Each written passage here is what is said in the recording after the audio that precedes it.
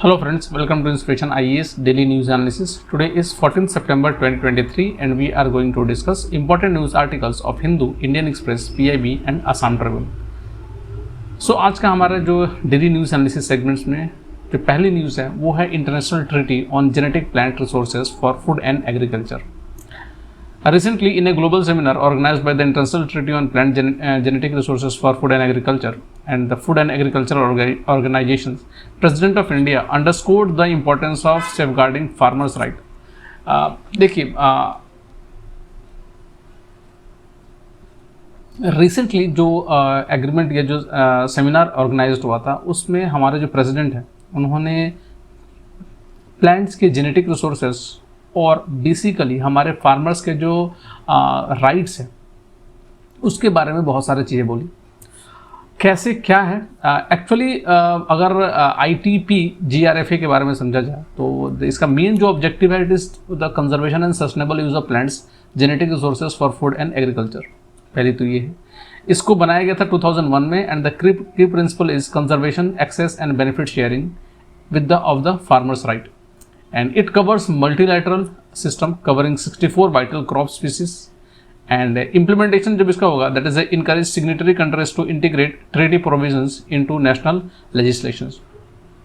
It helps in monitoring, establishes a system for monitoring treaty implementation and reporting.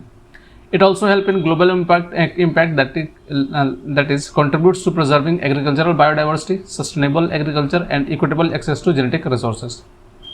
India का जो role है in this treaty, basically India actively participate and supports the treaty, providing rights to farmers for unbranded seeds and registering their varieties, serving as a model for the world. तो this basically the international treaty on plants for genetic resources for food and agriculture, ये organisations basically plant के genetic resources और उनके जो farmer rights हैं ना उसके बारे में ये मुखर होकर बोलता है. और ये एक मात्र ऐसा ऑर्गेनाइजेशंस है और along with there are certain other organisations also but not to that extent. So that is regarding the ITP-GRFA. So अपना अगला जो न्यूज़ है वो है निपा वायरस से रिलेटेड. और रिसेंटली केरला में फिर से निपा वायरस के केसेस मिलने शुरू हो गए हैं. ये थोड़ा चिंताजनक है. और अगर देखा जाए तो न्यूज़ ये है कि 2 peoples have died and 4 others are under treatment after contacting Nipah virus in Kerala Kozhikode district. While the Nipah virus does not spread as quickly as the COVID-19 virus, but it is more deadly. ठीक है, ये ज़्यादा deadly है. हमने देखा ही था Nipah virus के केसेस. एंड निपा जैसे कि बोला है इट इज़ एक तरह का जूनोटिक डिजीज़ है, meaning it is transmitted to human through infected animals और कंटामिनेटेड फूड. बेसिकली ये फ्रूट बैट से ट्रांसमिट होता था, फ्रूट बैट. और बेसिकली फ्रूट बैट्स आमतौर पे केरला और उस रीजन्स में जो इन्फेक्टेड फ्रूट बैट थे आइदर थ्रू देयर सलाइवा और एनी अदर सैलिवेशंस, ये कहीं ना कहीं वो लोगों तक पहुंचता था. So direct person to person transmission through close contact with an infected individual is also possible and symptoms include fever, headache, cough, sore throat, difficulty in breathing and vomiting. In severe cases, Nipah infection can progress to disorientations, drowsiness, seizures and encephalitis, ultimately leading to coma and death. तो coma और even death तक ये चीज़ें हो जाती, मतलब cases होता था. Transmission of Nipah virus historical outbreak अगर बोला जाए तो Nipah virus was first reported in Malaysia and Singapore and deriving its name from a Malaysian village where it was first isolated. The primary mode of transmission from animals to human is through the consumption of contaminated food. Obvious सी बात है, जो food contaminated होते थे अगर उसको कोई consume करता है तो उससे भी ये डिजीजेस होती है.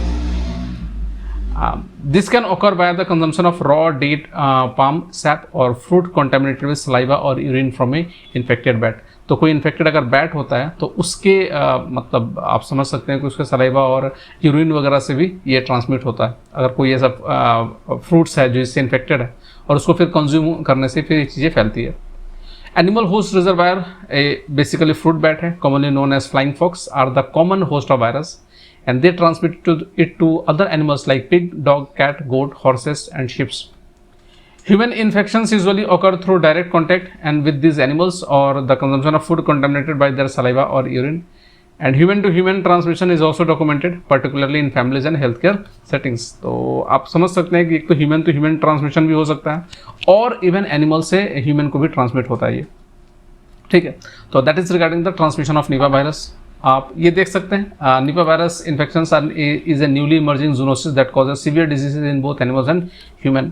तो पहले बैट, फिर then it goes to the pig and all, and then to the human beings, and from human to human. Next, Nipah virus spread and mortality. Slow spread होता है, स्प्रेड फास्ट नहीं है, but mortality ज़्यादा होती है। Unlike the rapid transmission of SARS-CoV-2, Nipah virus spread more slowly. However, its high mortality rate is a significant concern.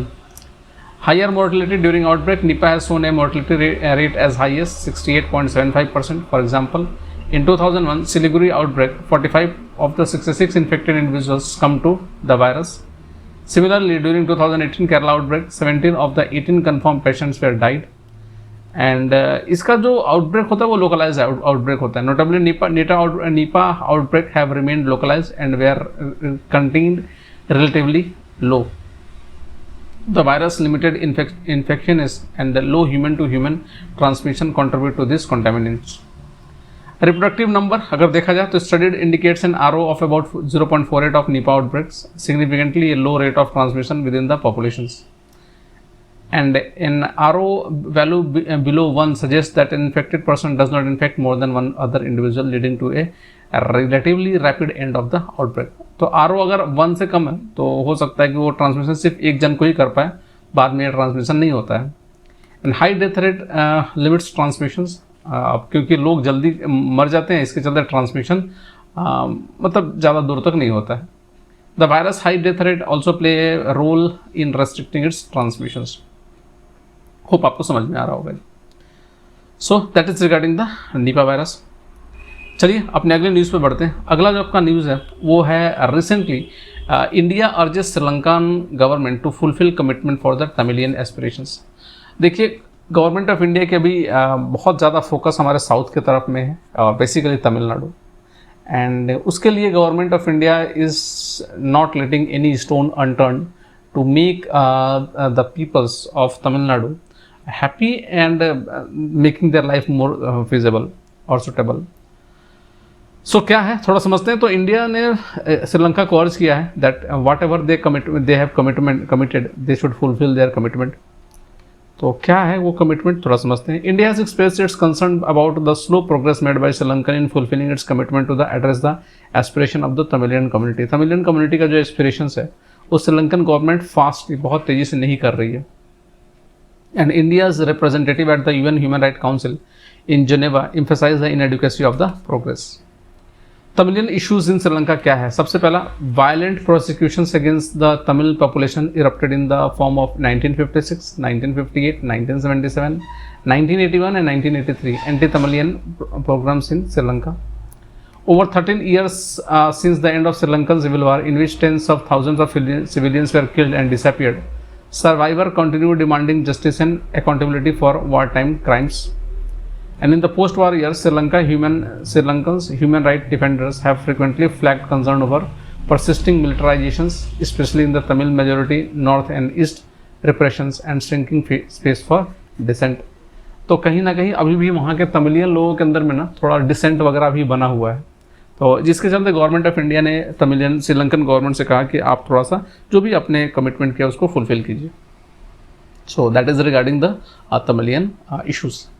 थोड़ा और अगर समझा जाए तो UN human right council concerns politicals and democratic reforms. The UN deputy high commissioner for human right highlighted the delay in implementing political and democratic reforms even a year after a significant protest movement.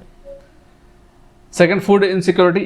UNHRC pointed out that approximately 37% of the households in Sri Lanka face acute food insecurity, indicating the extent of the economic challenges. Along with the political participation, delays in holding local government elections and reconstituting provincial council have limited citizen political participation and free expressions. Fourth, land acquisitions. The UN official raised concern about escalating tension in Sri Lanka north and east due to land acquisition for military installations, conservation efforts at Hindu or Muslim sites, and forestry protections. So these are the certain things जो human right ने एक concern उठाया। And India का position क्या है? India का position ये है भाई, ऑब्वियस बात है, पावर का डिवोल्यूशन होना चाहिए।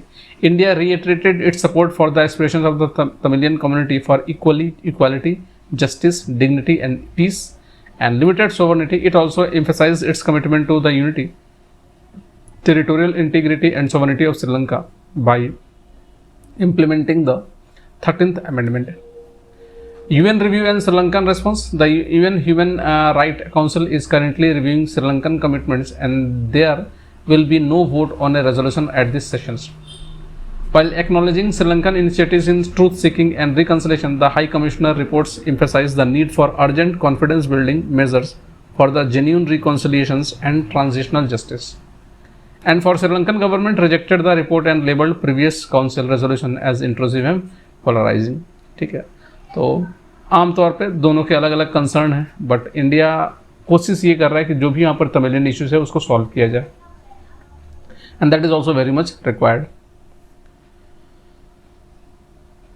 एट द एंड ये आप श्रीलंका अगर देख सकते हैं तो श्रीलंका का ऊपर वाला जो region basically Tamilian majority area है. ये सारा आप देख सकते हैं area with major Tamilian populations, and these all regions are the Sinhalese. ठीक है, तो मेजोरिटी तो यही है सिनलिस.